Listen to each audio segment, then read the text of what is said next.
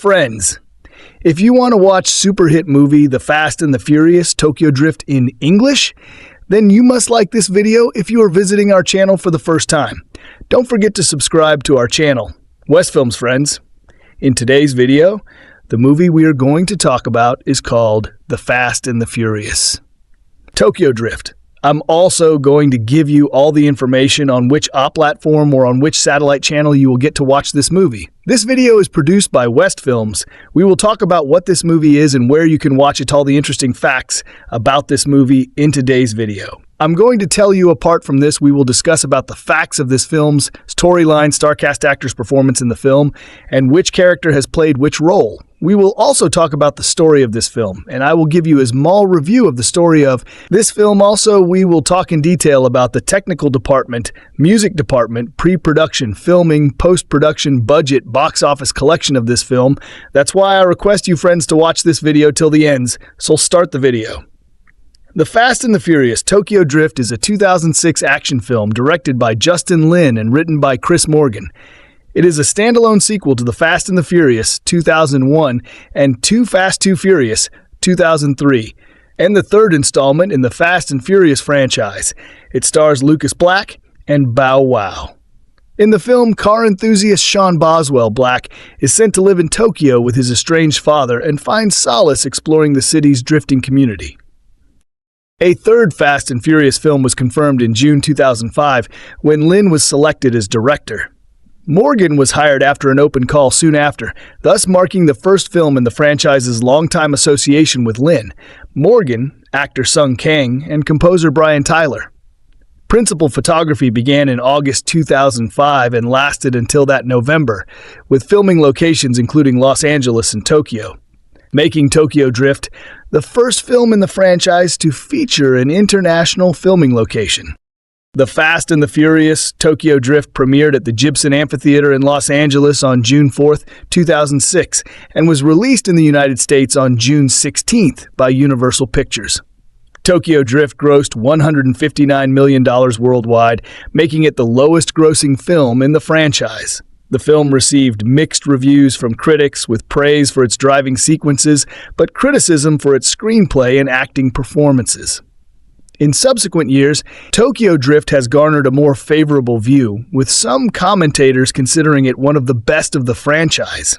It was followed by a prequel trilogy, the first being Fast and Furious in 2009, and the last being Fast and Furious 6 in 2013. A direct sequel titled Furious 7 was released in 2015. Within the story's continuity, the film is set between Fast and Furious 6 and Furious 7. Plot: in Oro Valley, Arizona, high school troublemaker Sean Boswell races classmate Clay in their respective cars, a 1971 Chevy Monte Carlo and a 2003 SRT-10 Dodge Viper, where they end up ramming each other, with Clay crashing his Viper into a cylinder pipe and Sean winning the race and wrecking his Monte Carlo.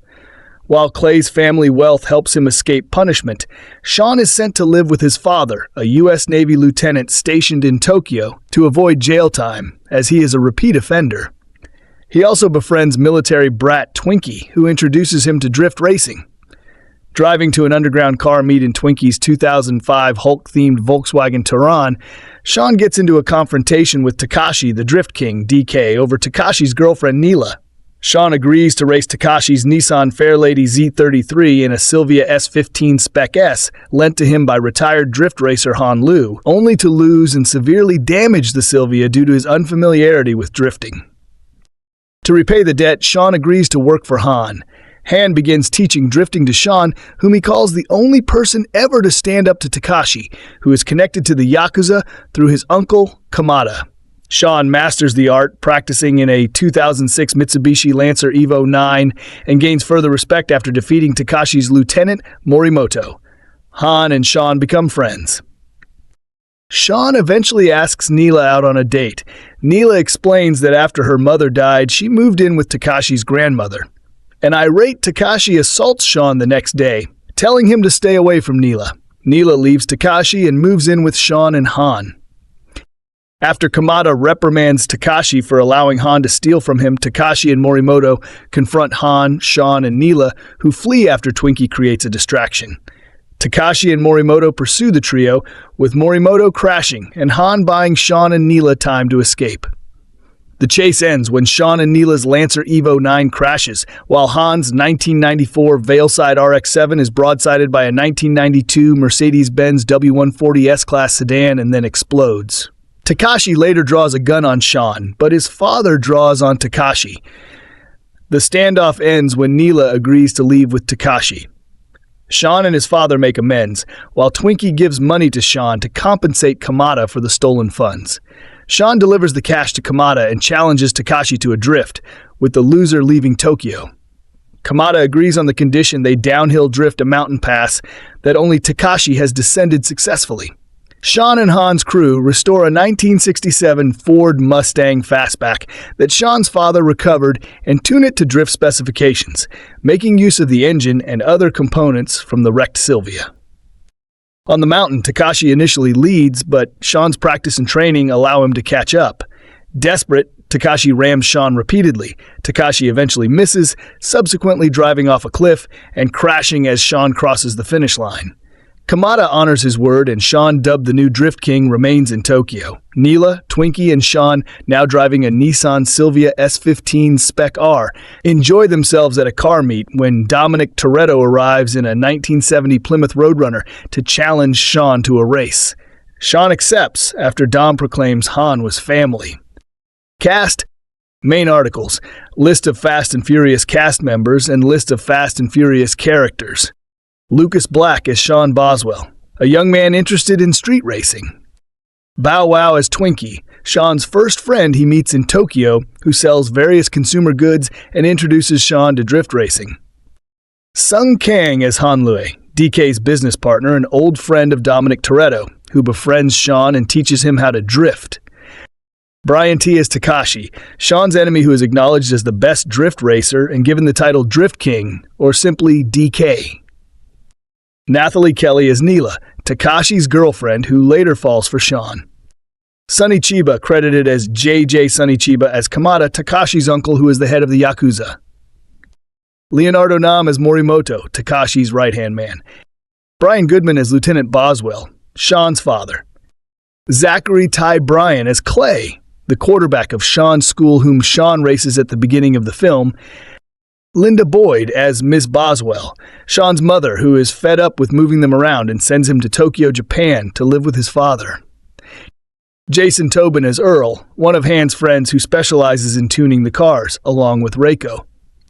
Keiko Kitagawa as Reiko, Earl's friend and fellow tuner. Nikki Griffin as Cindy, Clay's girlfriend, who suggests that Clay and Sean race to win her. Satoshi Sumabuki as exceedingly handsome guy, who starts the first race between Sean and Takashi, cameo. Keiichi Tsuchiya as an elderly fisherman. Vin Diesel as Dominic Toretto, character development after the events of Tokyo Drift. Han Lu went on to make a brief appearance in Fast and Furious before returning as a main character in Fast 5, Fast and Furious 6, F9, and Fast X. Sean Boswell, Twinkie, and Earl also returned to the series in F9.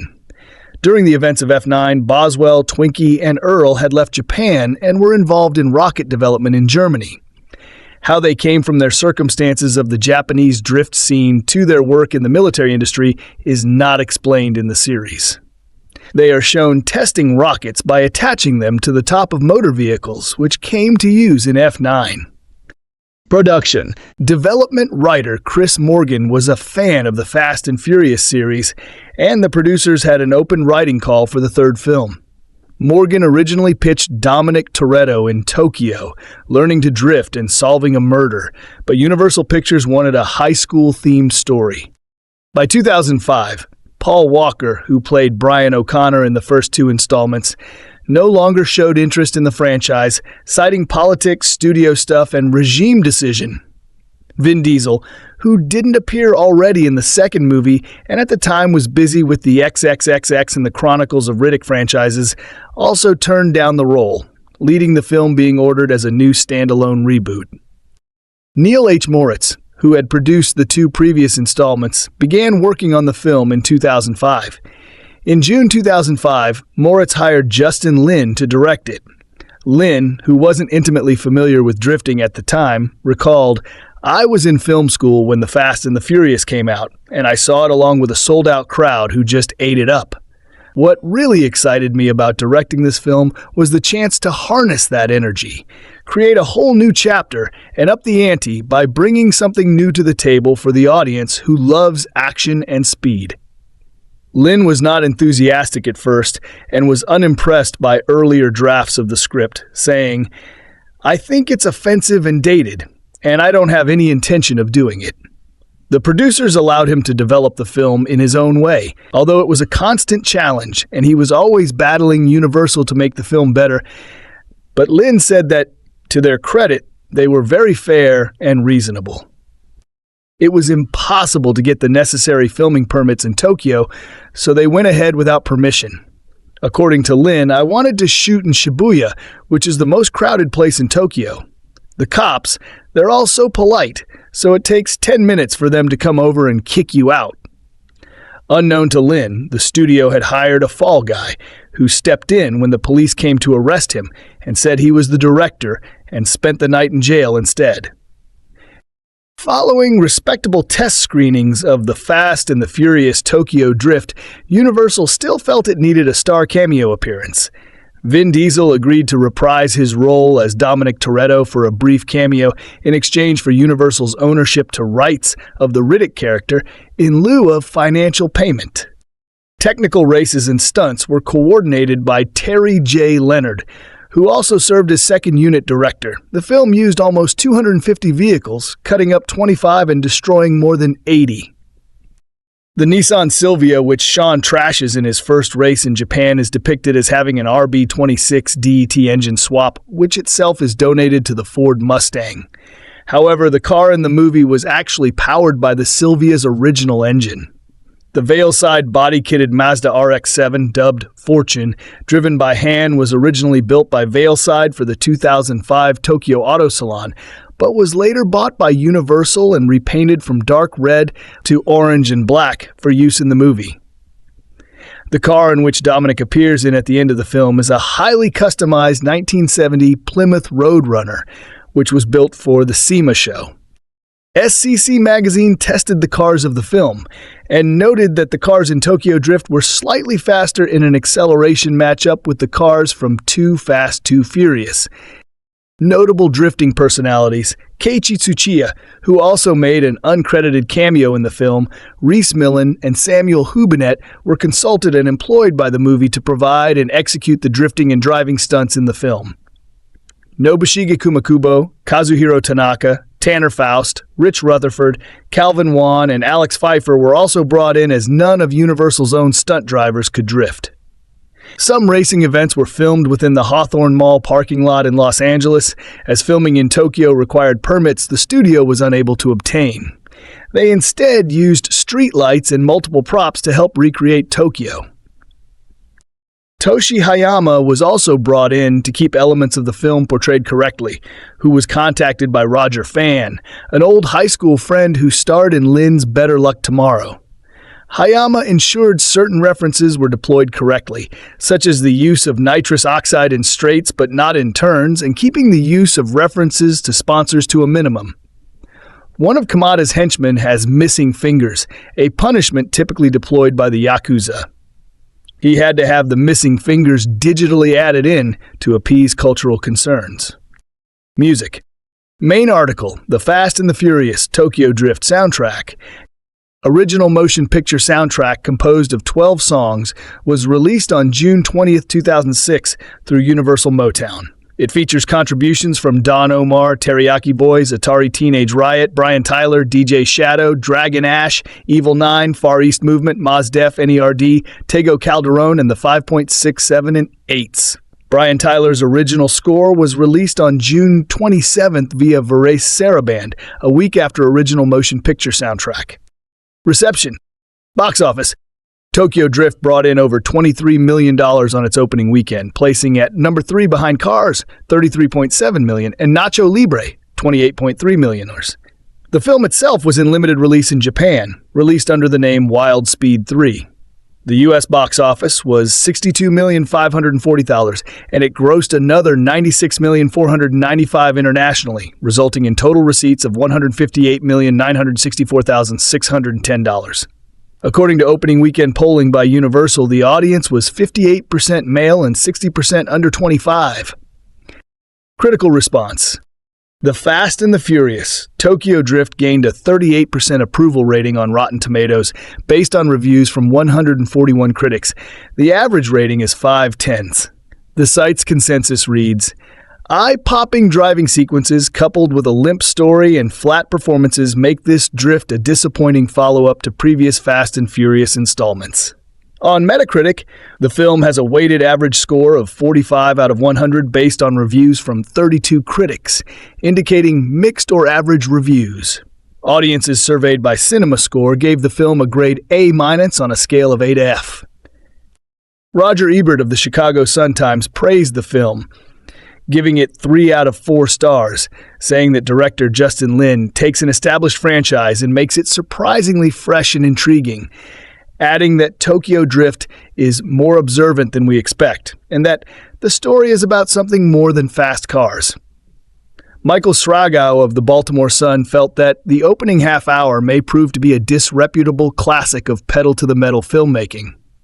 And the last downhill race is a doozy. Kirk Honeycutt of The Hollywood Reporter said that it's not much of a movie, but a hell of a ride. Todd McCarthy of Variety gave the film a positive review and praised the good old-fashioned genre filmmaking done in a no-nonsense, unpretentious style, adding it stays in high gear most of the way with several exhilarating racing sequences and benefits greatly from the evocative Japanese setting.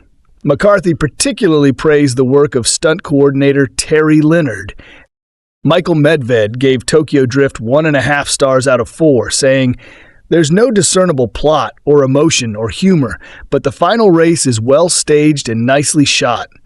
The main achievement of this vapid time waster involves its promotion of new appreciation for the first 2 movies in the series." James Berardinelli wrote, "When it comes to eye candy, the film is on solid ground. It offers plenty of babes and cars, with the latter being more lovingly photographed than the former. However, it is unacceptable that the movie's action scenes, races, and chases are boring and incoherent. If the movie can't deliver on its most important asset, what's the point?" Richard Roper strongly criticized the film, saying, "The whole thing is preposterous. The acting is so awful, some of the worst performances I've seen in a long, long time." Ethan Alter of Premiere Magazine was particularly critical of Black's character. "During the course of this movie, Sean makes so many dumb decisions, it's a wonder that anyone wants to be associated with him." Peter Travers of Rolling Stone said that Tokyo Drift suffers from blurred vision, motor drag, and a plot that's running on fumes. Look out for a star cameo. It's the only surprise you'll get from this heap.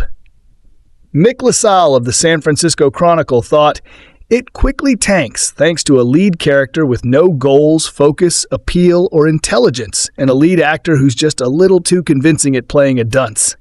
Adding, "As for the racing scenes, who cares about the finesse move of drifting compared to going fast? And who wants to watch guys race in a parking lot?" Matt Singer of Village Voice called it a subculture in search of a compelling storyline, and Black's leading performance makes you pine for the days of Paul Walker. Rob Cohen, who directed the first film of the series, was very critical of this film, saying, "If you were to just watch Tokyo Drift, you'd say I never want to see anything related to Fast and Furious again." Retrospective reviews. In critics' rankings of the series, Tokyo Drift had in the past often appeared on the bottom of the list. However, over time it has been seen more favorably and was ranked second best in a list of all the Fast movies by IndieWire. The Washington Post, The Wrap, Screen Rant, and Collider, Esquire Magazine, and BuzzFeed News ranked it the best of the series. It has become a favorite with car enthusiasts, seen as the film in the series most specifically dealing with car culture and focusing on cars themselves. Critics and fans have come to appreciate Tokyo Drift for introducing Sung Kang and Justin Lin to the franchise and enjoyed the simple story, stylish direction, and that the film never takes itself too seriously. As the film series became more elaborate and incorporated less realistic storylines, including heists and spying, the relative simplicity of Tokyo Drift has become more appreciated by critics. Tokyo Drift has been described as the movie that kept the series alive, since Vin Diesel abandoned his other projects and came back with Lin at the helm. In a 2020 interview, Christopher Nolan said that although the first film was his favorite, he had a soft spot for Tokyo Drift. Legacy. Main articles: Han Lu, Fast and Furious 2009 film, Fast 5, Fast and Furious 6, Furious 7, and F9 film. Tokyo Drift was mostly ignored in later films up until the direct sequel Furious 7, while the character Han Lu originally appeared as a short cameo from director Justin Lin's Better Luck Tomorrow. After Han's apparent death in Tokyo Drift, his character was retconned into Dominic Toretto's crew for 3 subsequent sequels, Fast and Furious, Fast 5, and Fast and Furious 6, which are set before the events of Tokyo Drift. Han's death was revisited in Fast and Furious 6, revealing that his fatal crash was intentional. In Furious 7, it was also revealed that Deckard Shaw, seeking revenge for his brother Owen Shaw, was the one who attacked Han. As Deckard's redemption arc gained attention, fans rallied for Han's return to the series with the hashtag #JusticeForHan. In F9, Han's death was revealed to have been an illusion, staged to keep him under the radar for the events that would unfold in Fast X. After Sean wrecks a construction site during a car race, the judge offers him a choice: juvenile hall or go live with his father in Japan. So here he is in Tokyo, wearing his cute school uniform and replacing his shoes with slippers before entering a classroom where he does not read, write, or understand one word of Japanese. They say you can learn through total immersion. When he sees the beautiful Neela sitting in the front row, it's clear what he'll be immersed in. The Fast and the Furious Tokyo Drift is the third of the F&F movies. It delivers all the races and crashes you could possibly desire, and a little more. After only one day in school, Sean Lucas Black is offered a customized street speedster and is racing down the ramps of a parking garage against the malevolent DK, Brian T., who it turns out is Neela's boyfriend. The racing strategy is called drifting. It involves sliding sideways while braking and accelerating, and the races involve a lot of hairpin turns. The movie ends with a warning that professional stunt drivers were used, and we shouldn't try this ourselves. Like the stunt in Jackass where the guy crawls on a rope over an alligator pit with a dead chicken hanging from his underwear, it is not the sort of thing likely to tempt me. The movie observes 2 ancient Hollywood conventions. 1, the actors play below their ages. Although the students are all said to be 17, Lucas Black is 24, and his contemporaries in the movie range between 19 and 34. Maybe that's why the girls in the movie take their pom-poms home. They need to remind us how young they are. They are also rich. After Sean wrecks the red racer that Han Sung Kang has loaned him, he has access to a steady supply of expensive customized machines, maybe because Han likes him, although the movie isn't heavy on dialogue. "I have money," Han tells Sean after the first crash. "It's trust I don't have." He lets Sean work off the cost of the car by walking into a bathhouse and trying to collect a debt from a sumo wrestler. Meanwhile, in the tiny but authentic Tokyo house occupied by his father, Brian Goodman, a U.S. military officer, Sean has to listen to a movie speech so familiar it should come on rubber stamps. "This isn't a game. If you're going to live under my roof, you got to live under my rules. Understood?" "Yeah, sure, Dad." Sean is scorned in Tokyo as a gaijin, or foreigner, and that gives him something in common with Neely, Nathalie Kelly, whose Australian mother was a hostess in a bar and whose father was presumably Japanese, making her half gaijin. "Why can't you find a nice Japanese girl like all the other white guys?" Han asks him. Luckily, Neely speaks perfect English, as do Han and Twinkie Bow Wow, another new friend, who can get you Michael Jordans even before Nike puts them on the market. The racing scenes in the movie are fast, and they are furious, and there's a scene where Sean and DK are going to race down a twisting mountain road, and Neely stands between the 2 cars and starts the race, and we wonder if anyone associated with this film possibly saw Rebel Without a Cause. What's interesting is the way the director, Justin Lin, surrounds his gaijin with details of Japanese life instead of simply using Tokyo as an exotic location. We meet the sumo wrestler, who will be an eye-opener for teenagers self-conscious about their weight. We see pachinko parlors. We see those little motel rooms the size of a large dog carrier. And we learn a little about the Yakuza, the Japanese mafia, because DK's uncle is the Yakuza boss Kamata, Sonny Chiba. One nice touch happens during the race on the mountain road, which the kids are able to follow because of instant streaming video on their cell phones. Lin, still only 33, made an immediate impression with his 2002 Sundance hit Better Luck Tomorrow, a satiric and coldly intelligent movie about rich Asian American kids growing up in Orange County and winning Ivy League scholarships while becoming successful criminals. That movie suggested Lin had the resources to be a great director. But since then, he's chosen mainstream commercial projects. Maybe he wants to establish himself before returning to more personal work. His Annapolis, 2006, was a sometimes incomprehensible series of off-the-shelf situations. Why, during the war in Iraq, make a military academy movie about boxing?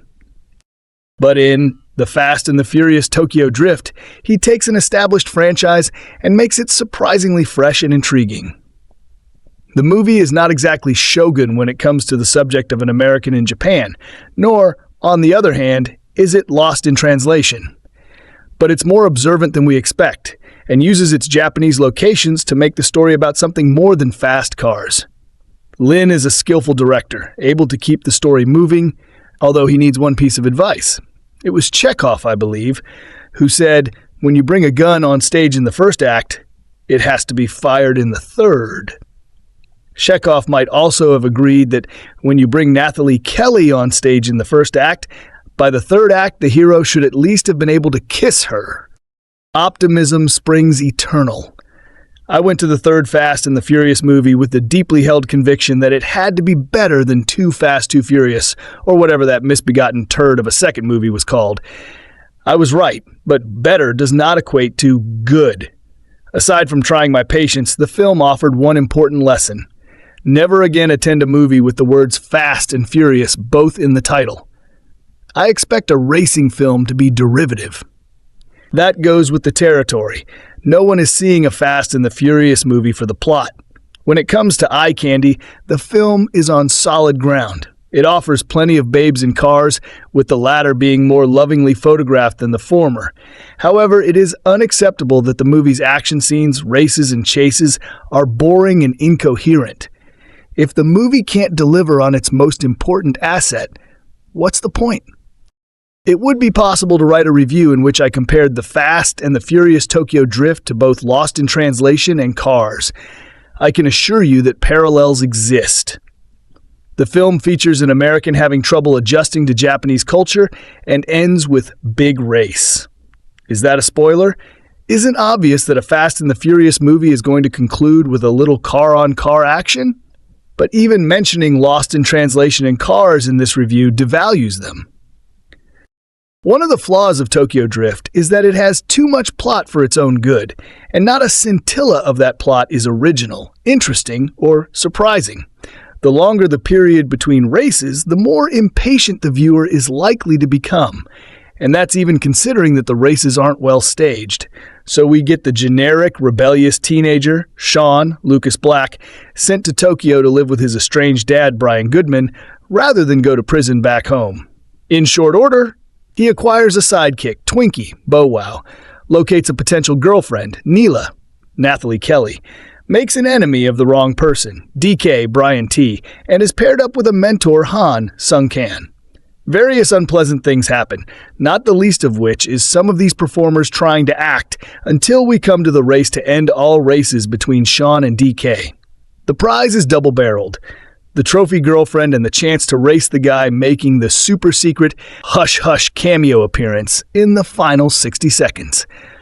For those who can't figure out who this is, check out the official website, which gives away the surprise. It's hard to consider something a spoiler when it is featured as part of the advertising material. Before this film, I was willing to give director Justin Lin the benefit of the doubt. To my way of thinking, Better Luck Tomorrow more than counterbalanced the misfire of Annapolis. Now, however, I have grave doubts about the director. Tokyo Drift doesn't just represent an error in judgment, it's a complete failure, and Lin is one of the reasons why it doesn't work. It all comes back to the action scenes. These are filmed with what has become a frustratingly typical style, quick cuts from multiple perspectives. Yes, it conveys speed, but it also creates confusion. You have no idea what's going on. Everything is a frenetic blur, signifying only sound and fury. In the final race, half the time you don't know who's in front or whether someone is about to fly off the side of a cliff. Directors need to realize that film is a spectator medium, not an interactive one. During a race, the average viewer wants to understand what's happening, if not be given whiplash by an overactive camera and a snip-happy editor. In the entire credit list, I was familiar with only two names: Sonny Chiba, the Japanese veteran who appears in a handful of scenes, although he has more screen time than the super-secret Hush Hush cameo guy, and Bow Wow, whose presence is easily forgotten because his character serves no purpose. Brian T. plays the bad guy with enough venom that we want him to be impaled on a stake, have his innards ripped out while he watches, then be drawn and quartered and set on fire. This does not happen. The film is rated PG-13. Sung Kang as Han lets us know what Mr. Miyagi might have been like if he was young and cool, rather than looking suspiciously like the guy who ran Arnold's on Happy Days. Nathalie Kelly is making her feature debut, which isn't hard to guess. At least she has a cute accent. Then there's lead actor Lucas Black, who made me see Paul Walker in a more positive light. There's something odd about Tokyo Drift. It fetishizes cars in a way that's almost unhealthy. When the vehicles appear in the same scene as a bunch of scantily clad Asian babes, the camera is drawn not to cleavage but to carburetors. When Sean first enters Han's hideout, his attention is not arrested by the party girls, but by the cars. In the first two Fast and the Furious movies, sex and automobiles are linked. Here, the latter takes priority over the former.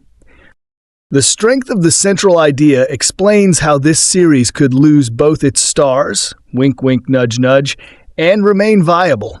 That's because the Fast and the Furious isn't about anything more profound than fast cuts and furious edits. For me, excitement comes from interesting characters and dangerous storylines. For those who like the Fast and the Furious, these things are irrelevant. It's all about eye candy and the quick tease. It's not over fast enough. Plot: Alabama teenager Sean Boswell becomes a major competitor in the world of drift racing after moving in with his father in Tokyo to avoid a jail sentence in America. Review: This is considered one of the most important entries in the Fast and Furious series, as it is constantly referenced in the later movies. Tokyo Drift is the first movie where we meet the incredibly popular Han, Sung Kang, and the action takes place after the events of Fast and Furious 6, I think. A lot of fans consider this one their favorite of the series, but my big problem is Lucas Black as the thoroughly uninteresting Sean Boswell. He's just so bland that you don't care what really happens to him, and you miss seeing the usual crew of Paul Walker, Vin Diesel. We all know who appears at the end, though, which is one of the best moments of the film. Han is definitely the most interesting character, and it's no wonder they wanted to bring him back, as he's a man of honor and instantly likable. Having the action take place in Tokyo is a nice change of pace and injected some new life into the series. There is some spectacular vehicular action, and watching the cars drift is something really fresh and exciting. The climactic race through the mountains is a shot of adrenaline, and there's plenty of action to keep you engaged. Nathalie Kelly lights up the screen as Neal, and I would welcome her return to the series anytime. The introduction of the Yakuza is also something new, and for future entries, I'd love to see this story continued, as there is great potential. Brian Tyler provides the music score, which is excellent as always. The standout track is called Mustang Nismo and is electric guitar-flavored awesomeness. Overall, Tokyo Drift lacks the great characters of the other movies in the series, but is redeemed by Han, awesome car scenes, and a pounding score from Brian Tyler. There's a somewhat unfair notion that the third Fast and Furious movie is a cheap and cynical attempt to desperately the head of a rapidly sinking franchise above water. I mean, it's utterly true, but that doesn't mean that it also can't be a fun movie. At this point, even Paul Walker had jumped ship after headlining the previous movie, so a whole new story featuring new characters was concocted, throwing together the usual illegal racing shenanigans with a fish-out-of-water plot utilizing the extreme culture shock of moving to Japan. Sean Boswell, a scowly Lucas Black, is a troubled slice of poor white trash who has trouble fitting in no matter where he moves to. Alienated at the war zone known as high school by all the jocks and plastics, he is forced to go live with his father in Japan after a street race with the captain of the football team causes more carnage than Godzilla with a dose of the shits. This being a Fast and Furious movie, everyone and their mother is utterly into cars and racing, so Sean isn't utterly lost in this new culture for long. However, he isn't prepared for drifting, the style of racing where you cruise around super tight corners, instead using skill instead of raw engine power. Befriending a fellow high school hustler played by Bow Wow, formerly the artist known as Lil Bow Wow, and hooking up with laconic, low-level criminal Han, Sean somehow gets mixed up with the nephew of a Yakuza boss and his girlfriend. Needless to say, the only way this is going to be settled is by, holy shit, you guessed it, racing really fast on a mountain road perfect for drifting. Fancy that? Okay, so TFAT-FTD is as predictable as playing rock, paper, scissors with a penguin.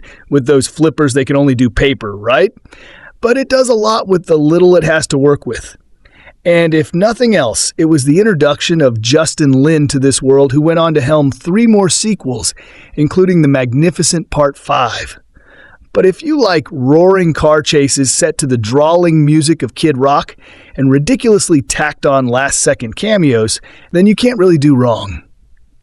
Unless, of course, you like a healthy dose of logic with your movies, and then it becomes apparent that if there's an inherent problem with drifting, it's that it's not particularly fast or even remotely that furious, and the story of a brash punk kid learning to find acceptance by learning to drive sideways is also the main plot of Pixar's Cars.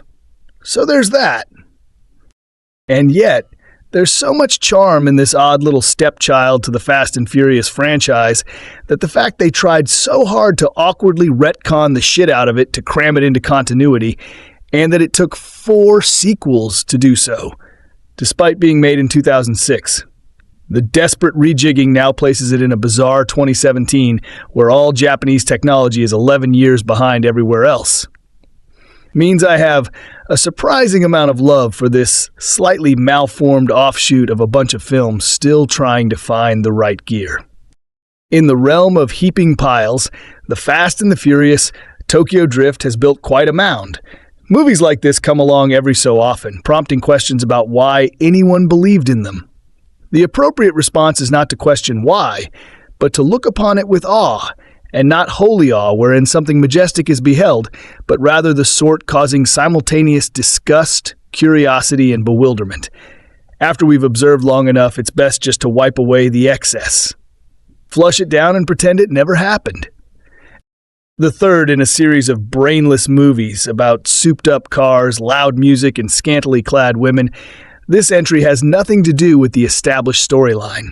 Not that you're quivering in the fetal position from Paul Walker's withdrawal, but that Walker turned down an offer to reprise his role from the first 2 should flash your inner warning sign. When the lowest rung of Hollywood talent, and I use the term talent generously, passes on your script, chances are you need a rewrite, or some lighter fluid and a match.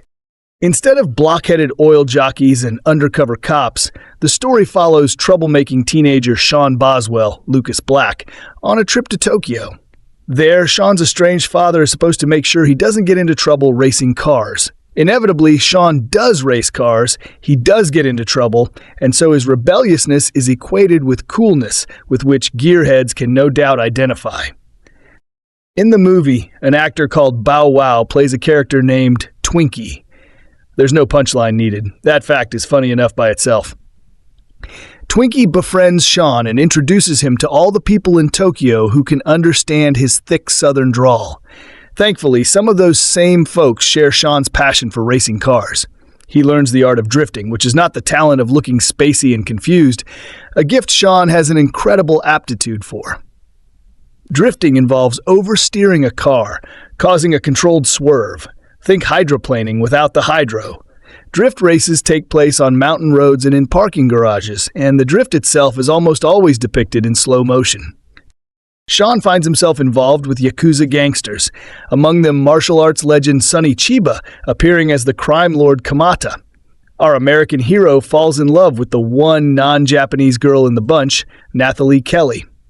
Some money is stolen, and there's a question of honor. And when such conflicts arise, they're solved on the racetrack. If only all of society worked this way, our legal system would be much more efficient, and the auto industry would be thriving. Director Justin Lin Annapolis takes the titles Fast and Furious too seriously, as racing scenes, the only reason people endure this franchise's bad scripts and worse acting, are filmed unintelligibly fast and enhanced by generic computer effects.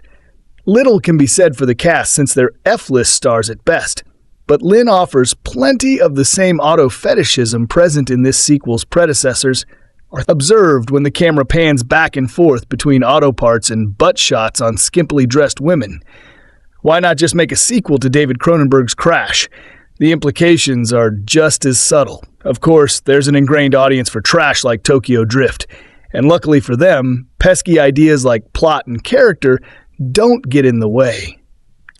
Looking back 18 years after the Fast and the Furious Tokyo Drift was released, audiences still talk about and enjoy the action-packed film, although upon rewatching, some harsh realities must be faced. As the first spin-off and standalone sequel in the Fast and Furious franchise, there was a lot to love about Tokyo Drift, but there were just as many issues. As the story of high school troublemaker and car fanatic Sean Boswell, Lucas Black, who was sent to Tokyo to avoid jail time for car racing, Tokyo Drift had plenty of absurdities that revealed themselves upon a rewatch. With lots of older actors being cast as teenagers and a massive amount of reckless drag racing, Tokyo Drift was the kind of movie that, to be fully enjoyed, required viewers to set their logic aside and just enjoy the ride. Looking back on Tokyo Drift, there were frustrating storylines, infuriating character decisions, and developments that negatively impacted future entries in the series. While there were lots of harsh realities on display when rewatching, Tokyo Drift still remained one of the most enjoyable movies in the entire Fast and Furious franchise. When rewatching the Fast and the Furious Tokyo Drift, the entire premise fell apart when noticing that there was just no way Sean Boswell was believable as a 17-year-old high school student. Lucas Black, the actor who played Sean, was 24 years old when Tokyo Drift was released, and it felt strange to watch a clearly adult man being treated like a wayward child by the police and his mother. To avoid jail time, Sean was sent to live in Tokyo with his father, but it was hard to shake the feeling that he should have just lived independently. Watching Sean dress up in his high school uniform and try to start anew at a Japanese school looked unusual when this actor would be better cast as the teacher instead. While many movies cast older actors to play teenagers, Black looked like a fully grown man, and it was hard to accept him as a troubled teen. Sean's young age may explain away some of his more questionable and immature actions in Tokyo Drift, but the actor's clear maturity signaled he should have known better. After Sean Boswell and his classmate Clay got into a race and wrecked their respective 1971 Chevy Monte Carlo and 2003 SRT-10 Dodge Viper cars, Sean was sent to Japan to live with his father. Sean's dad was a U.S. Navy lieutenant stationed in Tokyo, and considering his military history, he acted pretty reasonably toward Sean after he arrived. While Sean acted like a moody teenager, Lieutenant Boswell had just two rules: go to school and not be seen anywhere near a car. Considering all the trouble Sean had gotten into, these rules were to be expected. But Sean just rolled his eyes at his father, and after 5 minutes, viewers saw him riding in a car with his new friend Twinkie. After almost going to jail, it was frustrating to see that Sean immediately disregarded his dad's rules and quickly set himself up to get in trouble again. Having moved to Japan due to his reckless actions, it was shocking to see that he did not even wait to get over his jet lag before recklessly driving once again. The Fast and Furious franchise has been around since the first movie was released in 2001, and while it may feel like many of the films repeat one another, there was one thing that separated them all, and that was fashion. Upon watching Tokyo Drift, it's easy to recognize that this was a movie released in 2006 simply by the accessories, outfits, and style of its characters. While Tokyo Drift was trying to showcase what was cool and modern at the time of its release, when watching today, it all looked painfully dated. The girls in Tokyo Drift wore miniskirts and sported old-fashioned flip phones, while the guys wore oversized baggy clothing, with Twinkie consistently showing off his love for Michael Jordan gear.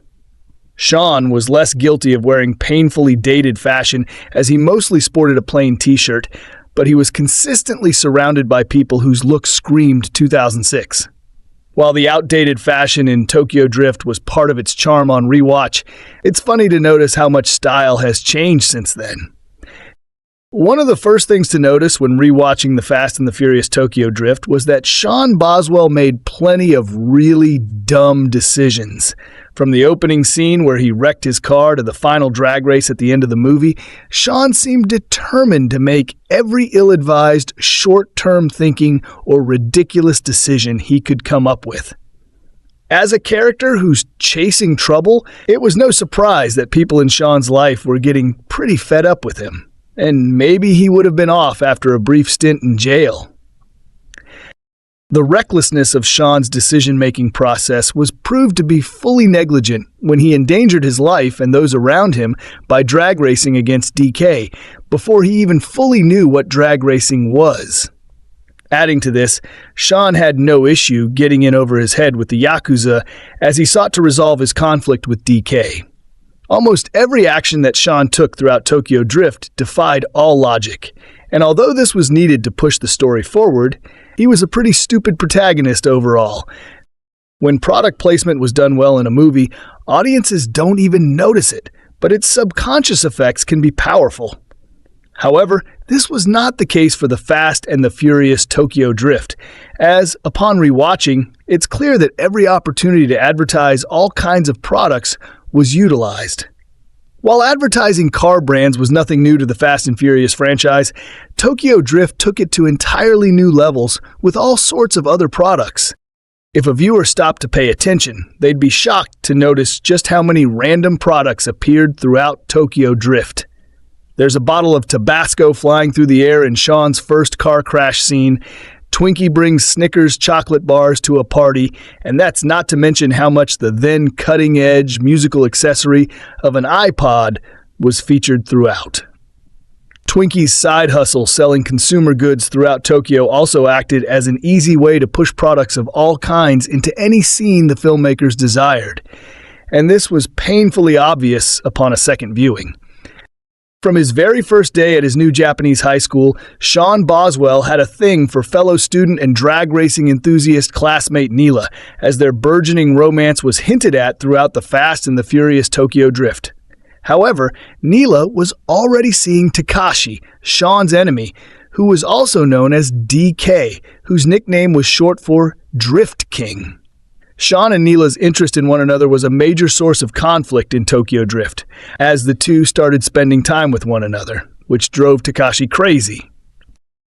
While Sean and Neal's relationship was central to the story of Tokyo Drift, it also felt a little underdeveloped and one-dimensional. Sean and Neal had a few flirty interactions and bonded with each other over both being considered gaijin, a derogatory term for foreigners in Japan. After Sean won the final race against Takashi, it seemed he also won the heart of Neal. Upon rewatching Tokyo Drift, this felt a little bit too fast, and not enough time and attention were given to truly believe Sean and Neal were a couple with real chemistry. One of the central characters in the Fast and the Furious Tokyo Drift was Han Lue, DK's business partner who lent Sean his car for his very first drag race. Sean and Han quickly developed a friendship, and he helped initiate him into the world of underground drag racing and made him feel like he was welcome and belonged in Japan. As one of the most interesting characters in Tokyo Drift, it was a shock when Han appeared to tragically die in a car wreck after getting into an epic car chase against DK. When rewatching Tokyo Drift, it's easy to see that Han's death was a mistake and should not have been included in the film. As a former business partner and old friend of Dominic Toretto, Han was the main thing connecting Tokyo Drift to the rest of the Fast and Furious franchise, and he reappeared in later movies that were set before the events of Tokyo Drift. The true magnitude of the mistake that was killing Han became clear when his death was retconned in F9, and it was revealed that Mr. Nobody helped Han fake his death. While it may be a controversial opinion, when rewatching the Fast and the Furious Tokyo Drift, it became clear that this was a high point for the franchise. Having already created a compelling world inhabited by characters like Brian O'Connor and Dominic Toretto, Tokyo Drift went a new direction with a standalone sequel that proved the franchise had the potential to expand into a vast and sprawling universe. This felt like a creative high point for the series, and it injected new life into the action-packed franchise while remaining grounded and car-focused. Continuing Fast and Furious after Fast X Part 2 without Vin Diesel's Dominic Toretto is very difficult, and the franchise's first box office flop proves it. More than 20 years after The Fast and the Furious, 2001, what is now referred to as the Fast Saga has gone through major changes. Whereas recent Fast and Furious films have all followed a similar style, it took a while before the franchise found its identity. For example, Vin Diesel did not return for Too Fast, Too Furious, whereas Paul Walker was not in the Fast and the Furious Tokyo Drift. It was only in 2009, 8 years after the first Fast and Furious movie, that the saga resumed Dominic Toretto's story. Walker and Diesel's returns to Fast and Furious in 2009, right after the saga's 2006 flop, was no coincidence, and they helped the series regain momentum. Even though the upcoming Fast and Furious 11 is expected to be the end of the Fast saga, Fast and Furious might have become too big to end. To this day, the Fast and the Furious Tokyo Drift is the only truly standalone Fast and Furious movie with little to no connections to the main movies. Of course, Vin Diesel appears in Tokyo Drift, but only in a very brief cameo that does not impact the movie's story at all. Likewise, while Tokyo Drift's placement in the Fast and Furious timeline has been retconned, the film was never intended to be part of a major storyline involving Han, Deckard Shaw, and Mr. Nobody.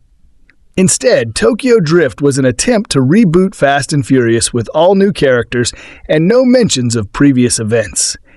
Whereas Too Fast, Too Furious brought Brian O'Connor back, Tokyo Drift tried to do Fast and Furious without either Brian or Dom. Interestingly, despite moving away from everything that had defined the franchise up until that point, Tokyo Drift surprisingly worked. As a movie, Justin Lin's first Fast and Furious film is very solid, from the character interactions to the action sequences. However, despite arguably being one of the best Fast and Furious movies, Tokyo Drift is the lowest grossing movie in the franchise. The $157 million box office return on an $85 million budget meant that Fast and Furious 4 would have to go back to Dom and Brian. The only other example of a Fast and Furious movie that moves away from Dominic Toretto entirely is Hobbs & Shaw, which grossed $760 million on a $200 million budget. That said, whereas Tokyo Drift introduced an all-new set of characters, Hobbs & Shaw followed two of the biggest names of the franchise, Dwayne Johnson's Luke Hobbs and Jason Statham's Deckard Shaw. Even so, Hobbs & Shaw 2 never happened. And The Rock is starring in a new Fast and Furious spin-off that builds up from Fast X's ending. That is not to mention Too Fast, Too Furious, which, despite featuring Paul Walker's Brian, wasn't a success.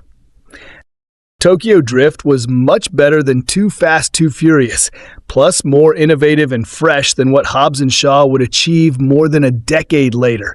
Still, it did not perform well at the box office and serves as the perfect example of how difficult it is to continue Fast and Furious without Vin Diesel's Dominic Toretto. The most successful Fast and Furious films are the ones that focus on Toretto and his family, from Fast and Furious 2009, reuniting Dom and Brian to the more recent Avengers-esque films.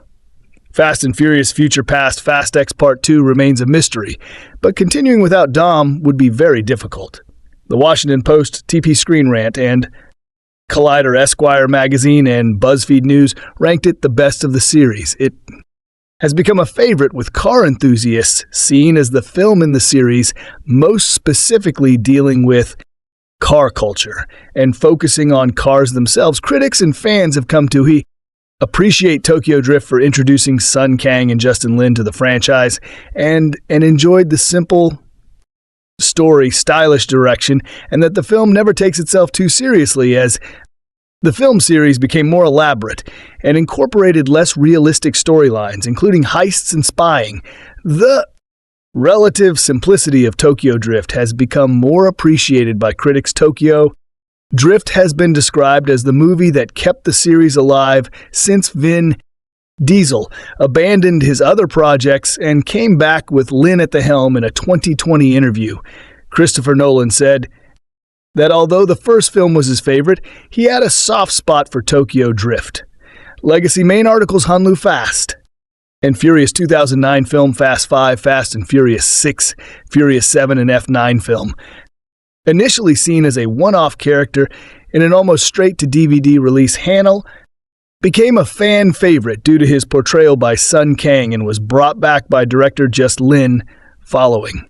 Tokyo Drift Han is retroactively introduced as a member of Dominic Toretto's crew in the next trilogy of films in the franchise, Fast and Furious 2009, Fast 5 2011, and Fast and Furious 6 2013, each of which are set prior to Tokyo Drift. Subsequent films have pivoted around Hans's Tokyo Drift car crash scene. Fast and Furious 6 foreshadowed that the crash was no accident. Furious 7 2015 featured a new villain, Deckard Shaw, who intercepted Han during the street race, and F9 2021 reveals how and why Hans's death was staged following Lin's continuing work. With the series, he attempted to bring back Lucas Black, with media reports that Black had signed on for a succession of movies. Black returned for Furious 7 in a minor role and was used to establish the story of Hans's death, and indicated that he wanted his character's continuing story to be told for the fans, and that he was willing to be involved.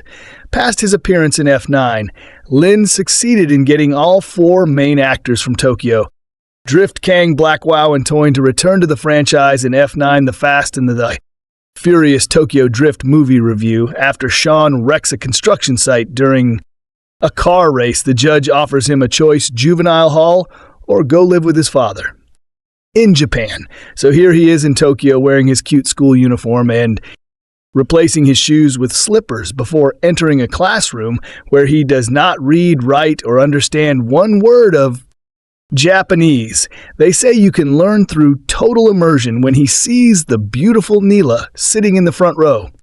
It's clear what he'll be immersed in. The Fast and the Furious Tokyo Drift is the third of the F&F movies. It delivers all the races and crashes you could possibly desire, and a little more after.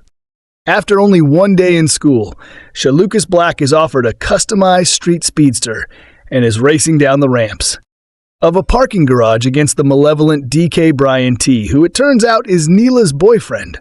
The racing strategy is called drifting. It involves sliding sideways while braking and accelerating. And the races involve a lot of hairpin turns.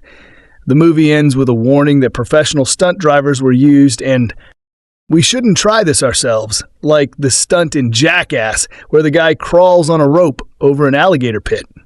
With a dead chicken hanging from his underwear, it is not the sort of thing likely to tempt me. The movie observes two ancient Hollywood conventions. One, the actors play below their ages.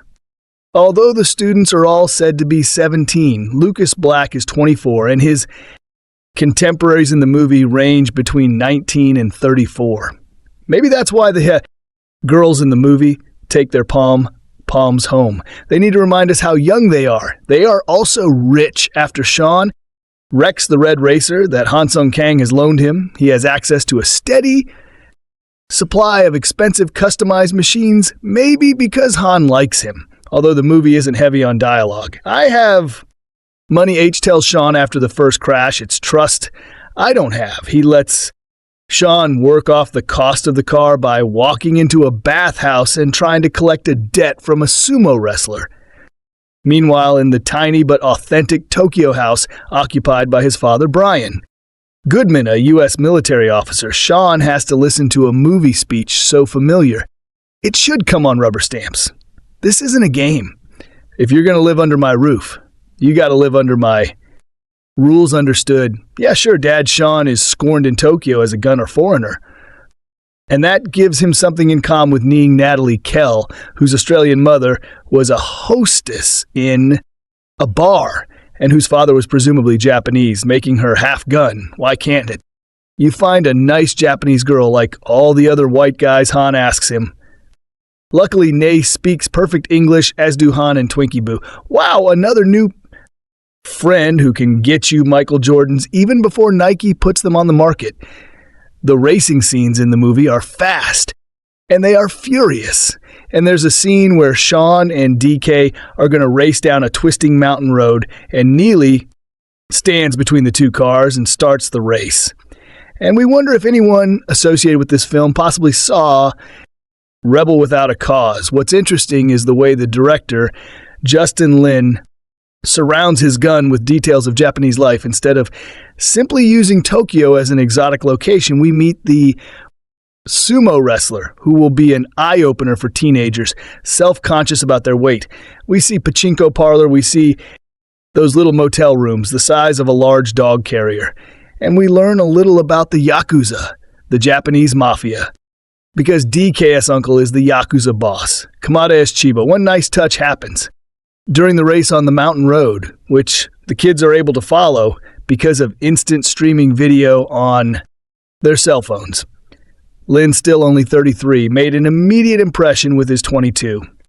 Sundance hit Better Luck Tomorrow, a satiric and coldly intelligent movie about rich Asian American kids growing up in Orange County and winning Ivy League scholarships while becoming successful criminals. That movie suggested Lin had the resources to be a great director, but since then he's chosen mainstream commercial projects. Maybe he wants to establish himself before returning to more personal work. His Annapolis to 6 was a sometimes incomprehensible series of off-the-shelf situations. Why, during the war in Iraq, make a military academy movie about boxing? But in The Fast and the Furious, Tokyo Drift, he takes an established franchise and makes it surprisingly fresh and intriguing. The movie is not exactly Shogun when it comes to the subject of an American in Japan, nor on the other hand is it lost in translation, but it's more observant than we expect and uses its Japanese locations to make the story about something more than fast cars. Lin is a skillful director, able to keep the story moving, although he needs one piece of advice. It was Chekhov, I believe, who said, when you bring a gun on stage in the first act, it has to be fired in the third check off. Might also have agreed that when you bring Natalie Kelly on stage in the first act, by the third act, the hero should at least have been able to kiss her. When Fast and Furious Tokyo Drift first came out 14 years ago, I was 10 now. Now I don't remember much about those days, save the odd holiday or the never-ending studying. But what I do remember is that was the year that cars became cool in my little Asian American suburb in Southern California. Fast and Furious Tokyo Drift became a kind of overnight sensation among my friend group. I still recall going to one of my friends' houses, eager to borrow their computer, to dive into some video games, and having to listen to them enthusiastically lecture me about what the best racing cars were and which ones would be the best to perform stunts in. They talked about how they were going to move to Japan themselves and find themselves in the world of drift racing and probably become the next drift king. For them, Tokyo Drift opened up a world of possibilities far removed from our restrained suburban lives for me. It seemed like it was a passing fad that would die down within a few months or so, being the timid kid that I was. Cars, the more kid-friendly option, which came out that same summer, was more up my alley. I was wrong long after I had gotten over Cars. My friends were still fascinated by tricked-out vehicles and the tricks that they would do in them. Want to see me drift? That same childhood friend had actually asked me not to. Long ago, even 14 years later, the effects of Tokyo Drift can still be found everywhere, immortalized over the years by the occasional odd meme or its memorable title track. Subconsciously, the word drift always came prefixed with the word Tokyo repeated in my mind until the phrase entered common lexicon drift. Oh, you mean Tokyo Drift? I would think to myself, every time someone mentioned it, Tokyo Drift wasn't a film that simply went away. Did director Justin Lin realize that he had created a cultural touchstone when he made it? But if you're looking at the film from a critical standpoint, the storyline for Tokyo Drift isn't all that great. It follows Sean Boswell Lucas Black, a juvenile delinquent with a noticeably heavy southern drawl who has a natural gift for racing and plays by his own rules after destroying a construction site in the process of one of these races. Sean's mother decides to send him over to Tokyo to start anew with his father Arist, Navy major who's stationed there. Sean is given only one rule: no racing. You can guess what he does next. Aided by racing mentor Hanel's Kang and fellow army brat Twinkie Boo Wow, Sean finds himself slowly getting swallowed up by the local drift racing scene, which is heavy-handedly run by Tokyo's drift king Takashi Bryant T. But as it turns out, there's much more at stake here than just winning races and impressing girls.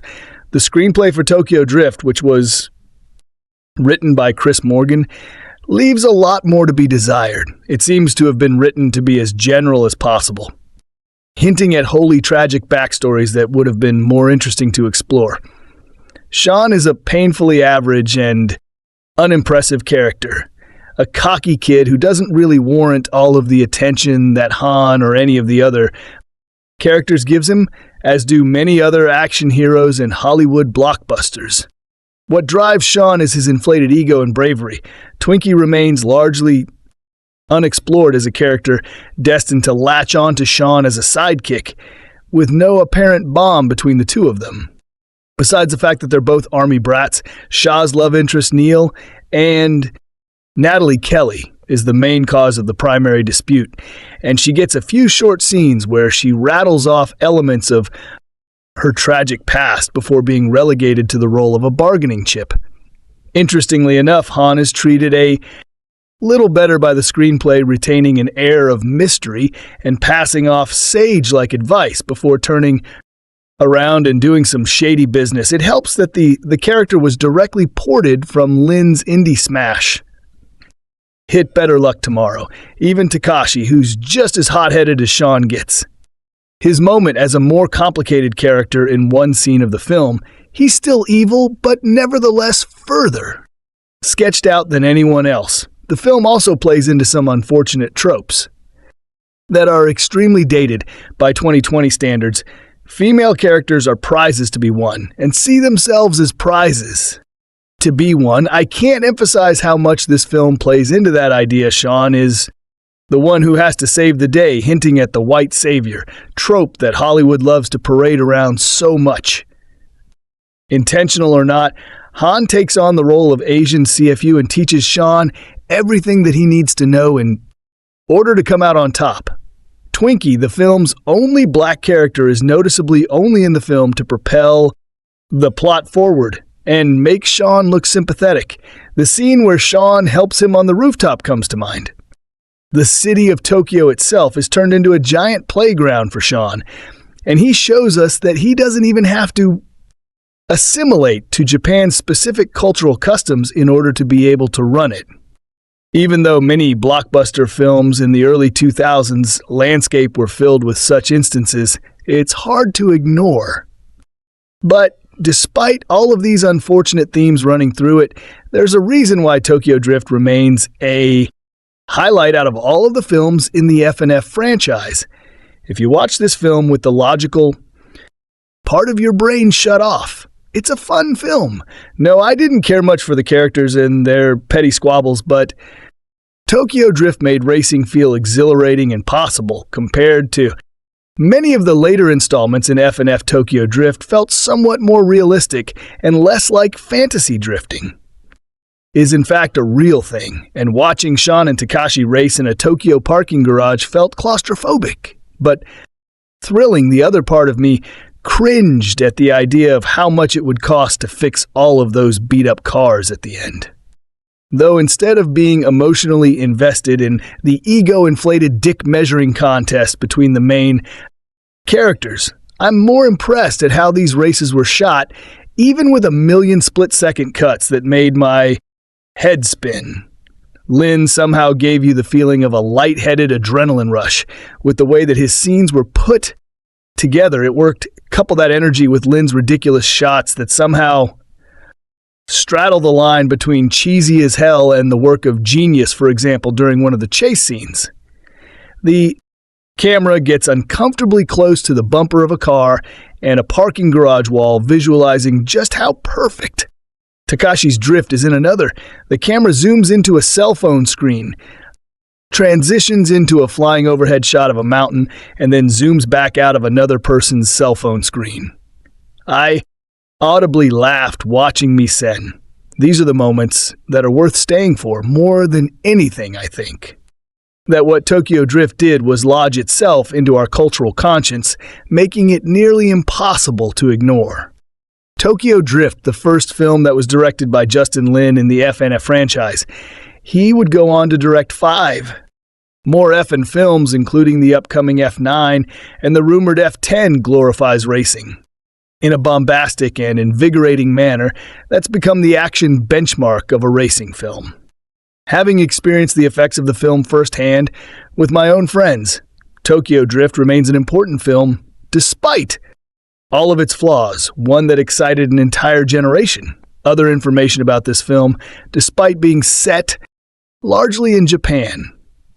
The Fast and the Furious Tokyo Drift represents everything that much of the world despises about America, its pop culture and morality. The film, like its 2 predecessors, embraces materialism, loose values, and living for today. For the young characters of Tokyo Drift, love and sex mean the same thing. Car theft is a viable occupation. Illegal street racing is worth dying for, and hanging out all night in parking garages with your friends is considered time well spent. And it's precisely because Tokyo Drift is so unapologetic about and enthralled by its own superficiality that audiences who like their trash extra sleazy should enjoy the hell out of this movie. The third entry in Universal's franchise features a new protagonist, perpetual screw-up, and racing enthusiast Sean Boswell, Lucas Black, who looks like he should be in grad school by now, rather than high school, after running afoul of the law yet again. Good all-boy Shan. Think Bod Duke Sans Luke is sent by his trailer park trash mom Linda Boyd to live with his career military officer. Dad Brian Goodman, stationed in Tokyo, sent to a local school and forced to wear a uniform. Sha Friend's other young outsiders, including a wheeler-dealer classmate nicknamed Twinkie Boo Wow. He also falls for the class babe Nia. Newcomer Natalie Kelly, the neon ore of Tokyo's decadent nightlife, proves irresistible to Sean, and he's soon disobeying his dad's orders by not coming home after school quicker than you can say Speed Racer. Twinkie has introduced Sean to Tokyo's underground racing scene. Sean immediately locks horns with DK Bryant, a gangsta wannabe, whose fearsome uncle is a Yakuza boss. Sunny Chiba, DK's girlfriend, also just so, happens to be Neela, which only adds to the bad blood between hero and villain. There is one thing that DK is better at than Sean: drifting, a unique style that Japanese street racers employ. Sean is taken under the wing of DK's business associate Hansung Kang, who teaches this Gim a lot about drifting and a little about life. Han is a philosophical rogue who further proves that whenever a white guy and an Asian guy are friends in a Hollywood movie, the latter is there to mentor the former, whether he's a samurai or a criminal. The Asian friend exists solely to dispense chestnuts of wisdom to the white protagonist, who will become a better man for it. Han even quotes Mr. Miyagi at one point in a non-too-subtle acknowledgement of this. Cinematic tradition, the story builds to a climactic race between East and West. As represented by DK and Sean in their respective autos, thankfully Tokyo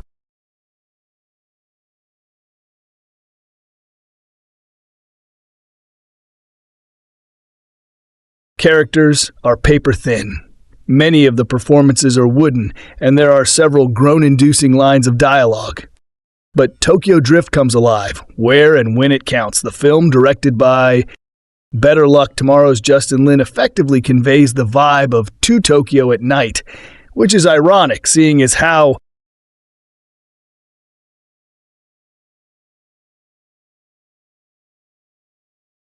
down Tokyo's neon-lit streets is an undeniable adrenaline rush. One can't help but wonder, though, how many youths with incredibly poor judgment will try some of these dumb stunts only to end up a bad newspaper headline, loud and proud, shallow and callow. The Fast and the Furious Tokyo Drift might very well be the best installment in this dubious franchise because it is the most exotic and self-assured entry. It knows exactly what it is, what it has to deliver, and makes no apologies for it. The film can be faulted for many things, but it at least has a clarity of purpose and the courage of its own meager convictions, two qualities that more high-minded and sensitive films sometimes forget. Positive elements. Ironically, the primary positive message Tokyo Drift attempts to wreck in part is personal responsibility when rivalry between Sean and DK results in the death of one of Sean's friends. It's clear that DK's choices have angered his uncle Kamada to make things right. Sean visits Kamada, apologizes for what's happened, and suggests a final race instead of escalating bloodshed to sort things out. Sean tells his father, who wants him to save his skin by leaving the country, that it's time to stop running and take responsibility.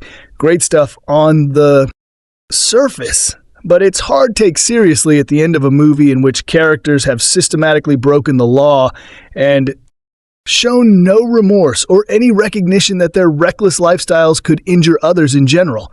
Han, Sean, Twinkie, and Neal are deeply loyal to one another, even risking DK's formidable eye to protect each other. Sean, for example, steps into a fist fight where Twinkie is getting pounded by one of DK's henchmen, Morimoto. He's angry because an iPod Twinkie sold him doesn't work to solve the dispute. Sean gives Morimoto his own as Sean gets sucked more deeply into the criminal dark side of the racing world.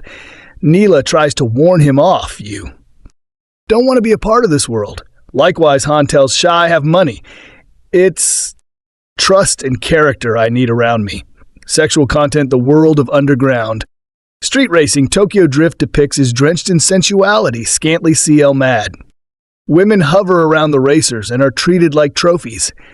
Indeed, one of Sean's races begins with his opponent's girlfriend offering herself as the prize. Women are ornaments accordingly, many. Wear extremely short skirts and revealing shirts with plunging necklines, legs, and cleavage are frequently on display. In one scene, Sean notices a girl whose short skirt lifts briefly to reveal her underwear.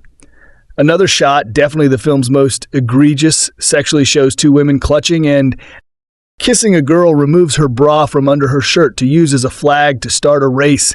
A man slaps a woman's backside. Han and DK surround themselves with stunningly beautiful women.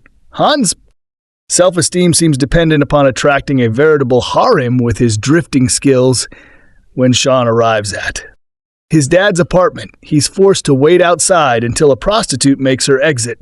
Violent content. Most of the film's violence can be classified into two categories: fist fights and car crashes. DK and Sean throttle each other repeatedly in two fights. The second fight ends with DK putting a gun to Sean's head, followed by Sean's dad pulling a gun on DK. Both fights produce blood, as do crashes. Sean's nemesis has a similar melee with Han. Twinkie takes hard licks in the iPod incident. We witness at least a half dozen spectacular bone-rattling crashes, and during races, drivers repeatedly and viciously ram opponents to try to make them crash, a Viper is practically cut in. Half when it carrying into a huge concrete pipe. Sean loses control of his Monty. Carlo and rolls at least 10 times after driving through a house that's under construction. Morimoto smashes head-on into oncoming traffic, resulting in a huge pile-up. Han is brutally T-boned by another car. DK skids off a cliff amazingly and utterly unrealistically. Only one of these accidents results in a fatality after the car explodes. An overweight kid is held down by thugs who paint his stomach with an airbrush. Sean sees it but does not respond. Sean guns his car when Morimoto stands in front of it, hitting him and catapulting him over the vehicle. A huge man physically hurls Sean out of a bathhouse twice. Crude or profane language characters use the S word at least half a dozen times and the F word once. HDNA and PET are trotted.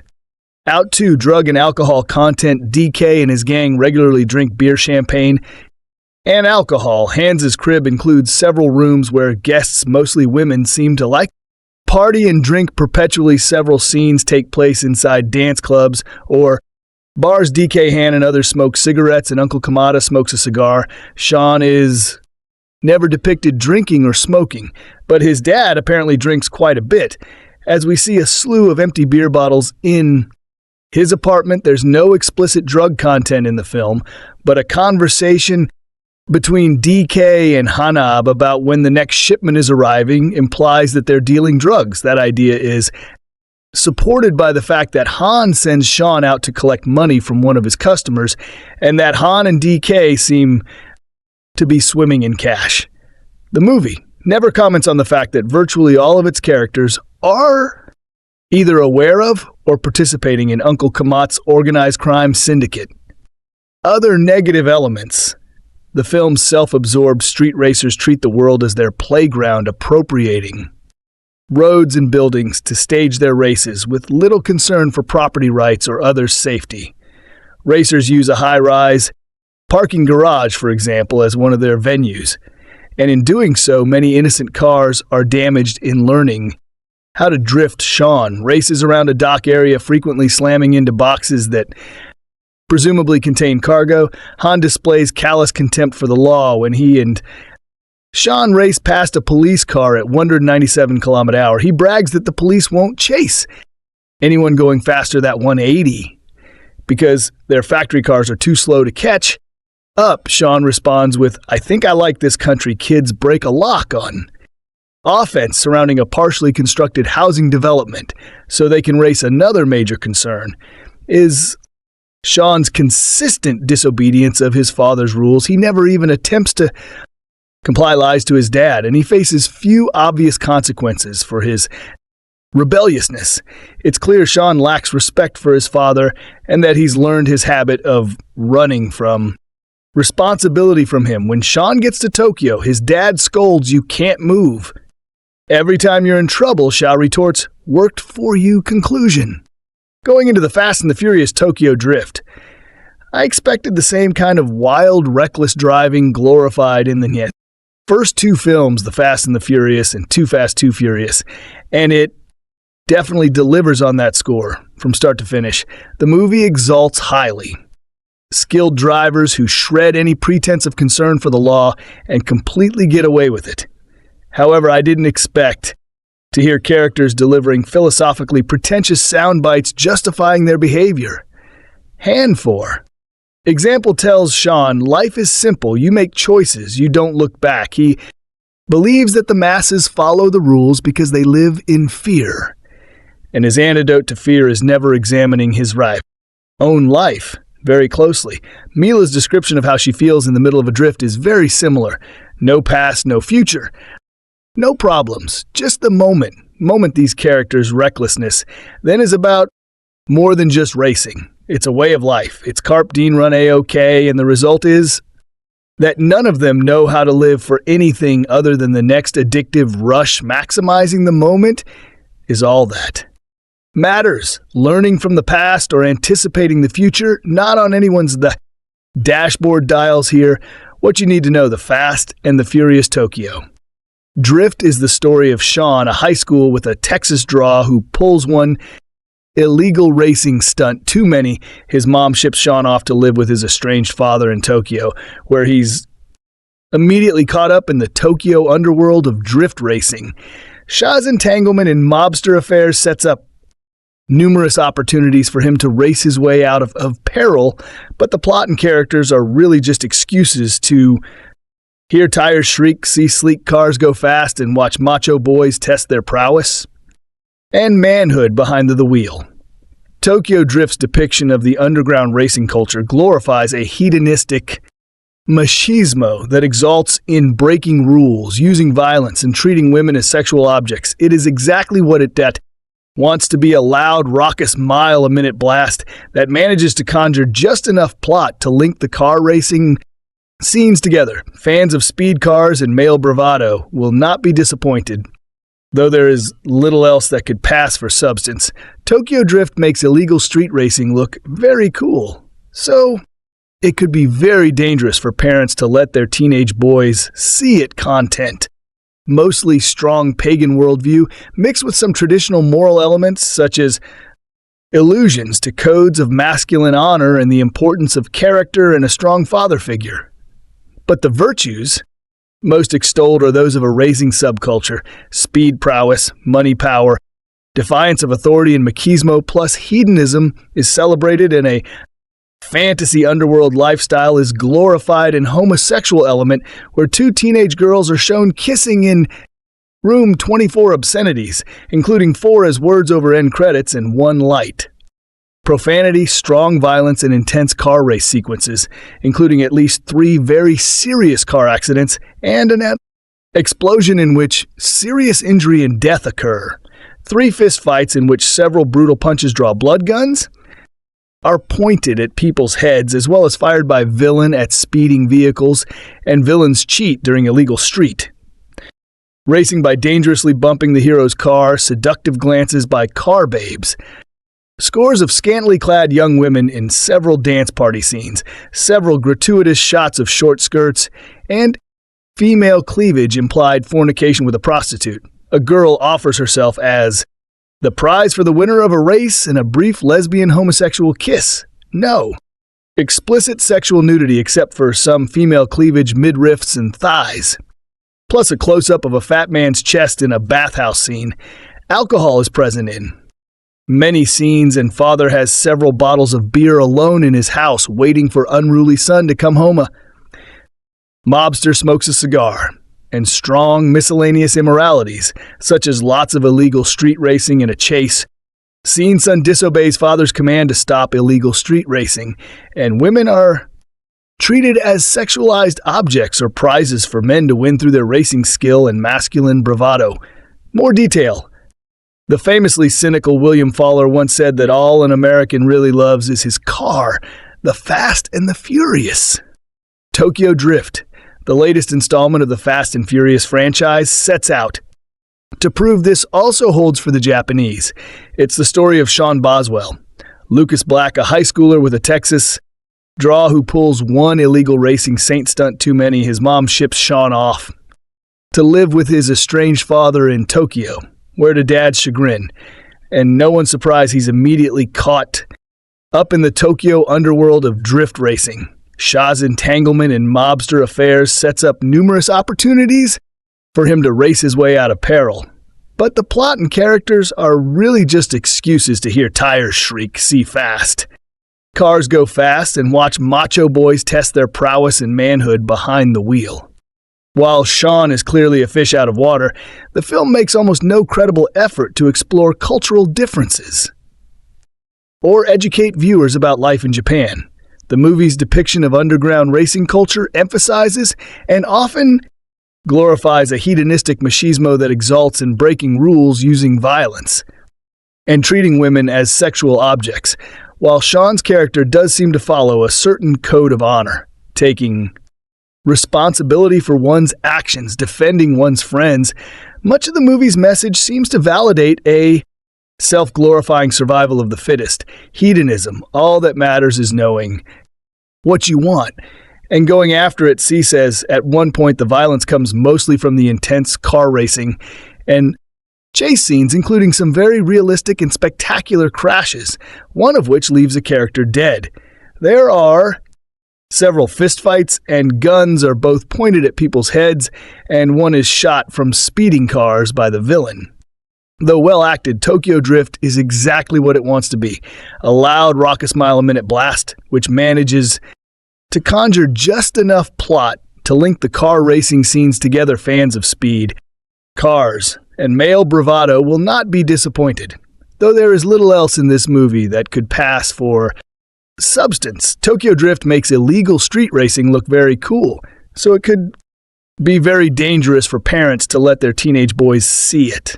The Fast and the Furious Tokyo Drift is easily the most divisive Fast and Furious movie to ever be released, and by divisive I mean that everyone agrees that it is terrible. Well, everyone except for me. The Fast and me. The Furious Tokyo Drift follows Shaw Lucas Black, a 30-year-old high school student who breaks the law and gets sent to live with his father in Tokyo. When he arrives, he quickly discovers the drifting scene and promptly demonstrates how little skill he has in the field. This leads Han Song Kang to take Sean under his wing and teach him the art of the drift.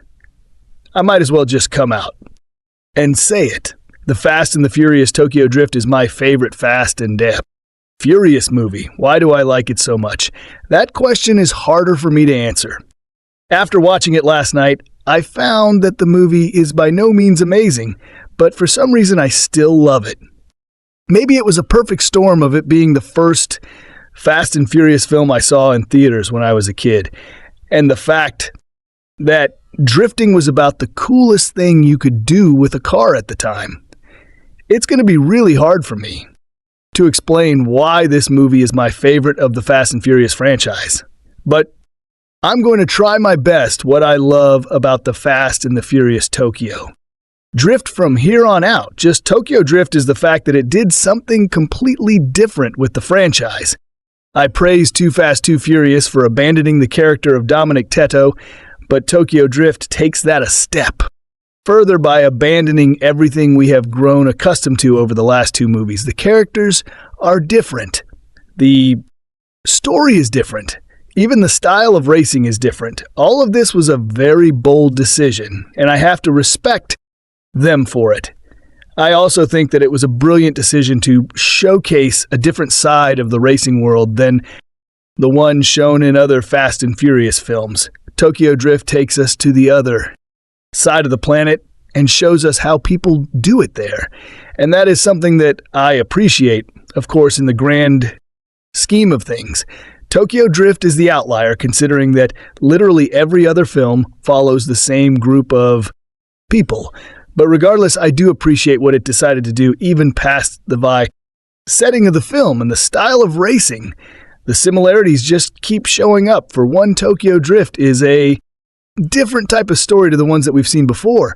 The character of Sean is a small-town boy who bleeds red, white, and blue. So to see him thrust into a foreign environment is interesting. And it's not just the setting hat makes this story stand out, but the fact that Sean now has to learn and prove himself in a completely different style of racing. Tokyo Drift is the epitome of a fish-out-of-water story. And to bring up yet another difference, Tokyo Drift is a movie that is all racing all of the time. The previous Fast and Furious films and those to come seem to use the medium of cars as a means to deliver a great crime story. But Tokyo Drift throws that out of the window. Sure, there is mention of the Yakuza at one point, but the problem is literally solved by winning a race. You can't get more race-oriented than that. This, of course, means that the action scenes on Tokyo Drift are kept to a minimum, but honestly, I'm okay with it. Tokyo Drift has a different goal than the other films. And because of that, of course, the execution is going to be different. What we get, instead of elaborate action sequences, are beautifully captured racing sequences that showcase the fast-paced nature and also utilize unique camera angles and shots to immerse you into the film to get really vague. I love the feel of Tokyo Drift as soon as Sean arrives in Tokyo. We experience a living, breathing city. There are no empty streets like in the previous Fast and Furious films. Everything is much tighter and so much more alive than what we've seen before. I also really like the contrast between the world of drifting and the outside world because it really made it feel a bit more exclusive, if that makes sense. Tokyo on its own is kind of bland color-wise, but as soon as we see our first underground race, the colors come flooding in the same. Can be said about the entire movie, really, because even at the start, when Sean is still in the US, the colors are very bland and the tone is very monotonous to add on to this feeling that the film conveyed the music. Might be a big reason why I like Tokyo Drift so much. The soundtrack, to me, anyways, is an absolutely perfect representation of the tone of the movie. Nothing is ever really serious, and when push comes to shove, a race will solve all of your problems. Couple that with the fact that the soundtrack for Tokyo Drift is full of really good songs, and you have the perfect storm in terms of soundtracks. Now, I would be lying if I said that Tokyo Drift was flawless, but I choose to see some flaws as strengths. I've been love watching bad movies because I find that I can be just as easily entertained laughing at a bad movie or being engaged by a good one. My point is that there are some points of Tokyo Drift that are absolutely terrible, but because I was able to laugh at them, I don't take any points off. Tokyo Drift manages to be a hilarious film, whether intentional or not, and because of that, I love it dearly. Ultimately, the Fast and the Furious Tokyo Drift is the ugly duckling of the Fast and Furious franchise, but it's also my favorite. The way that the film manages to capture the feeling of Tokyo and the underground racing scene is brilliant.